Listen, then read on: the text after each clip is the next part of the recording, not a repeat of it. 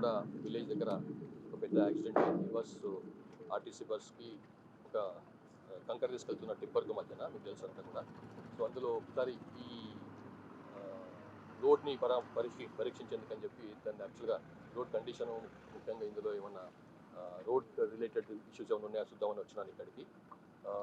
ఇక్కడ ఒక 300 మీటర్స్ నుంచి చూస్తుంటే ఇక్కడ రోడ్ సంబంధించిన సమస్యలు కనిపిస్తలేవు నాకు. ఒక్కటి రోడ్ దగ్గర మాత్రం కొంత ఒక గుంత ఉండడము. జనరల్గా అనుకుంటుంది ఏంటంటే డ్రైవర్ చనిపోయింది కాబట్టి మనకు పూర్తిగా రాదు, కానీ బట్ ఇన్వెస్టిగేషన్లో కొంత తేలుతుంది ఏంటంటే ఆ గుంతని తప్పించేందుకని చెప్పి ఆయన రైట్ సైడ్ రావటము, అదే టైంలో ఇక్కడ నుంచి తన లేన్లో ఆర్టీసీ బస్సు హైదరాబాద్ వైపు వెళ్తున్నది. సో అట్లా వెళ్తున్నట్టు బస్సును ఆయన గుంతను తప్పించుకునే ప్రయత్నంలో ఆ టిప్పర్ డ్రైవర్ రైట్కి రావటం ఒక్కసారిగా, తర్వాత మళ్ళీ దానికి బస్సును తన వెహికల్ని కంట్రోల్ చేసుకోలేకపోవటం వలన అది ఆల్మోస్ట్ 40 to 50 మీటర్స్ దాన్ని లాక్కెళ్ళేసి రోడ్ పక్కన పూర్తిగా దాన్ని ఉత్తేసింది. దాంట్లో చాలామంది మరణం జరిగింది.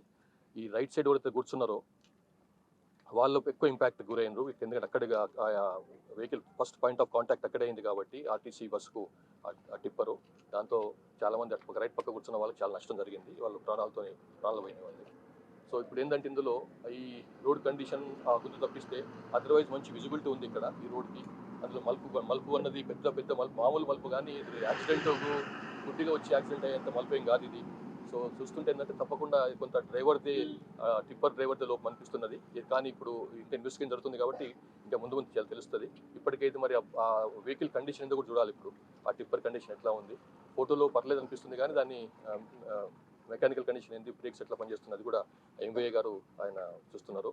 సో ఇప్పటికైతే చూస్తుంటే ప్రాథమికంగా టిప్పర్ డ్రైవర్ది లోపం లాగా కనిపిస్తుంది. సార్, టిప్పర్ డ్రైవర్ ఓనర్ని పిలిపించి మాట్లాడడం కానీ లేకపోతే ఇప్పుడు ఆయన కూడా ట్రీట్మెంట్లో ఉన్నట్టున్నారు. ఓనరు ఆయన మాట్లాడతాం. బస్సుకు సంబంధించి ఒక ప్రైవేట్ వ్యక్తి కూడా ఆర్టీసీలో పెట్టారు అని చెప్తున్నారు. ఆ యజమానిని ఏమన్నా పిలిపించి మాట్లాడే అవకాశం? బస్సు ప్రైవేట్దేని ఆర్టీసీతోని హైర్లో ఉంది. హైడ్ వెహికల్ అది కూడా వెరిఫై చేస్తాం. So thank you. ఏమండి అది తెలుసుకోవాలి, అది ఎఫ్ఎస్ఎల్లో ఉంది. పిఎం అయిన తర్వాత ఎఫ్ఎస్ఎల్ పంపించినాము. ఆయన రక్త పరీక్ష చేస్తున్నారు. పరీక్షలో తెలుస్తుంది అది ఏ రకంగా జరిగిందని తెలుస్తుంది.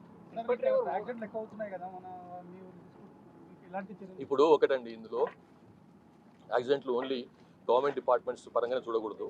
ఒక పోలీసో, ఒక ఆర్ఎండ్బిఓ, లేకపోతే ఇంకొక మున్సిపాలిటీయో అట్లా కాకుండా ఈ యాక్సిడెంట్స్ అన్నది ఒక సోషల్ సమస్యగా భావించాలి మనం. ఇదందరికీ సంబంధించిన సమస్య. నేను లాస్ట్ 1 month చెప్తున్నాను. హత్యలలో 800 to 850 మంది మరణిస్తారు తెలంగాణలో. రోడ్ల మీద 10,000 మంది చనిపోతున్నారు. అంటే 8,500, 8,000, 9,000 మధ్యలో చనిపోతున్నారు. 8,000 నుంచి 9,000 మధ్యలో 5 రోడ్ల మీద యాక్సిడెంట్లలో. అంటే ఎంత పెద్ద సమస్యను మనం అర్థం చేసుకోవాలి. సో ఒకటి. రెండోది ఏంటంటే మనకు డిఫెన్సివ్ డ్రైవింగ్ అని ఒకటి ఉంటుంది. రోడ్ మీద డ్రైవ్ చేసేవాళ్ళు డిఫెన్సివ్ డ్రైవింగ్ టాక్టిక్స్ను మనం తెలుసుకోవాలి. కానీ అది మనం పూర్తిగా అసలు మన వాళ్ళు డిఫెన్సివ్ డ్రైవింగ్ అనేది మర్చిపోయింది అనమాట. మర్చిపోయిన తెలియదు వాళ్ళకి. అన్ఫార్చునేట్లీ డిఫెన్సివ్ డ్రైవింగ్ అంటే ఏంది, ముందు మన బండి పైన కన్నేయడం కాకుండా రోడ్ కండిషన్ ఎట్లా ఉన్నది, ఈ రోడ్ పక్కన ఏమన్నా పిల్లలు ఆడుతున్నారా, లేకపోతే ఎదురుగా ఏమైనా వేరే బండి వస్తున్నదా, ఆ బండి కండిషన్ ఎట్లా ఉన్నది, ఆ బండి ఎట్లా డ్రైవ్ చేస్తున్నాడు, డ్రైవ్ చేస్తున్నాడు, ఇవన్నీ కూడా అంచనా వేసుకుని మనం డ్రైవ్ చేయాలన్నమాట. కానీ మనం మాత్రమే డ్రైవ్ చేస్తుంటాం. మన వెహికల్ మంచి ఉంటే చాలంటే డ్రైవ్ చేస్తుంటాం రోడ్ పైన.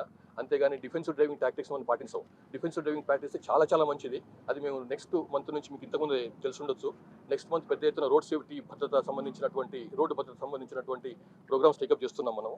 అరైవల్ అని పేరు కూడా పెట్టినాం దానికి. నెక్స్ట్ మంత్ నుంచి పెద్ద ఎత్తున ఈ అవేర్నెస్ క్యాంపెయిన్స్, తర్వాత ఇందులో రోడ్ సంబంధించినటువంటి సమస్యలు ఏమైనా ఉంటే వాటిని సర్చ్ చేయటము, అట్లనే మిగతా డిపార్ట్మెంట్స్ వాళ్ళు ఉంటే వాళ్ళని కూడా ఇందులోకి తీసుకురావటము, అంటే ఈ కార్యక్రమంలో భాగంగా తీసుకురావటము. అట్లాగే స్కూల్స్, కాలేజెస్, కార్పొరేట్ సంస్థలు అందరితోని ఒక భాగస్వామ్యంతో ఈ అరైవల్ కార్యక్రమాన్ని టేకప్ చేసినాము. నెక్స్ట్ మంత్ నుంచి మొదలు పెడతాము. కానీ ఇది ఒకటి ఒక కార్యక్రమం చేసినంత మాత్రాన అది ఒక మార్పు వస్తుందని కాదు, కానీ అట్లీస్ట్ ప్రజలలో కొంత అవగాహన వస్తుంది, అవేర్నెస్ వస్తుంది. ప్రజలు కూడా ఇది తమ సంవత్సరం భావించాలి. ఇది ఓన్లీ పోలీస్ డిపార్ట్మెంట్ లేకపోతే ఆర్ఎండ్బిఓలు రోడ్ బాగాలేదనో ఇంకో అట్లా కాకుండా ఇది మా తమ సంవత్సరంగా భావిస్తే కానీ దీనికి పరిష్కారం దొరకదు. Thank you. పోలీసులు ఎంత అవగాహన కార్యక్రమాలు చేసినప్పటికీ కూడా వాహనదారులు ఎందుకు మార్పు రావడం లేదు సార్? ఇక్కడ 30 స్పీడ్ మాత్రమని సైనింగ్ బోర్డులని అవగాహన కోసం ఏర్పాటు చేశారు. అయినా కూడా 30 స్పీడ్ కంటే ఎక్కువగా వాహనాలు ఇటు సైడ్ వస్తున్నాయి. ప్రధాన కారణం ఏమి? చెప్తున్నా కదమ్మా, ప్రజలు పట్టించుకోకపోవటం అన్నమాట. ఒక నిర్లిప్తత, ఏముందిలే నేను మంచి డ్రైవర్ను, నాకేం కాదు, నేను ఇంతకుముందు చాలా చూసినాను, 10 ఏళ్ళ నుంచి డ్రైవ్ చేస్తున్నాను, నాకేం కాలేదు అన్న ఒక రకమైనటువంటి ఫాల్స్ కాన్ఫిడెన్స్ అన్నమాట వాళ్ళలో వచ్చేది. దానివల్ల కూడా సమస్యలు వస్తున్నాయి. కాబట్టి ప్రతి ఒక్కరు కూడా ఇంతకుముందు చెప్పినట్టు మంచి డ్రైవరా కాదన్నది కాకుండా డిఫెన్సివ్ డ్రైవింగ్ ఎట్లా చేయాలని నేర్చుకుంటే చాలా ఈ రోడ్ యాక్సిడెంట్స్ తగ్గిపోయే అవకాశం ఉంటుంది. చూస్తాం ఇప్పుడు, అదే మాట్లాడతాం ఇప్పుడు. ఇక్కడ ఇంతకుముందే ఈ రోడ్లో తప్పు ఇక్కడ ఇట్లాంటి ఏమైనా మూల మలుపులు కానీ ఉన్నాయా లేవా, ఏమైనా సమస్యలు ఉన్నాయా, రోడ్డు కూడా కొంత సెట్ చేయడానికి ఎట్లా చేయొచ్చు అన్నీ చూస్తాం, డిస్కస్ చేస్తాం మేము. ఈ రోడ్డు వెడల్పోయేంత వరకు ఏం చేయాలో అది విల్ ట్రై టు సెట్ చేస్తాం. అంతా బాగుందండి, అందరు కూడా బాగానే ఉంది. దానికి ఏసీపీ చేవెళ్ళ అది ఐఓగా ఉన్నాడు, ఇన్వెస్టిగేటింగ్ ఆఫీసర్గా ఉన్నాడు. ఆయన ఇన్వెస్టిగేషన్ చేస్తున్నాడు. ఇంకా చాలా చేసేది ఉంది అందులో. ఇక అది ఆయనతో మాట్లాడాలి. ఇప్పుడు ఇమీడియట్ దానికి ఎంబీఐ కూడా వెరిఫై చేస్తున్నాడు. అంటే పాయింట్ ఆఫ్ ఇంపాక్ట్ ఏ స్పీడ్లో ఉండొచ్చు, ఇంత లాక్కెళ్ళింది అంటే ఎంత స్పీడ్లో ఉండొచ్చు, అది ఆయన బ్రేక్ కొట్టినప్పుడు ఎంత టైంకి ఎంత స్పీడ్ ఉండొచ్చు, ఇవన్నీ వెరిఫై చేస్తున్నాం. ఎంబీఐ గారు ఇన్వెస్టిగేషన్ చేస్తున్నాడు. ఆయన సపోర్ట్ తీసుకుంటున్నాం మన ఇన్వెస్టిగేషన్లో. Right, thank you.